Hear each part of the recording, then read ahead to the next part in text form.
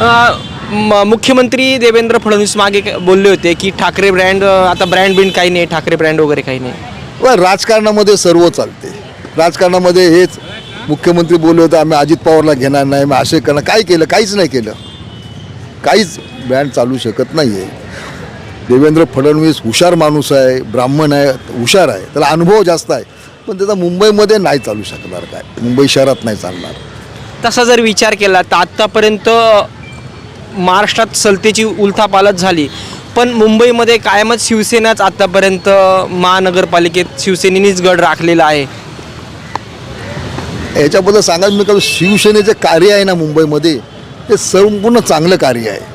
आता झोपडपट्टीमध्ये किंवा या सार्वजनिक ठिकाणी शिवसेनेचं कार्य, ज्या शाखा आहेत, शाखेतून कामं केली जातात, त्यामुळे मुंबईमध्ये शिवसेनेचा सीट लागणार. एकंदरीत विचार केला तर आता UPचे म्हणजे नागरिक असतील मुंबईमध्ये भरपूर मोठ्या प्रमाणात ते UP असेल किंवा बिहार असेल किंवा बंगाल असेल किंवा भरपूर मोठ्या प्रमाणात त्यांचं पण मतदान आहे. तर मराठी किती टक्का आहे इथं व इतर मतदार किती टक्के असेल तुमच्या माहितीप्रमाणे अंदाजे? अंदाजे इथे कमीत कमी 60% मतदार मराठी माणूस आहे. बाकीचे जे 40% आहेत त्यात मुसलमान आहेत, आपले UP बिहारचे आहेत, पण ते मतदान सेनेलाच करणार. तर माहीमसारख्या एरियामधून आमचा सेनेचा आमदार निवडून येतोय, साधी गोष्ट नाही आहे. दुसरा एक तुम्हाला शेवटचा प्रश्न की मुंबईकर जे आहे, जे आपण जे म्हणतो ना, कितीक आपण जर बोललं तर हिंदुत्ववादी एक विचारसरणीचं जे मतदान असतं ते BJPलाच असतं मेन. म्हणजे ते मतदान मराठी मतदान जाणार कुठे मग? नाही, काही तुम्ही बोला, BJPला मुंबईमध्ये मतदान नाही मिळणार. त्याने गाव पातळीवर केले, ते लाडकी बहीण योजनेमुळे त्यांना आता मतदान झालेलं आहे. आता एवढं मतदान नाही होऊ शकत.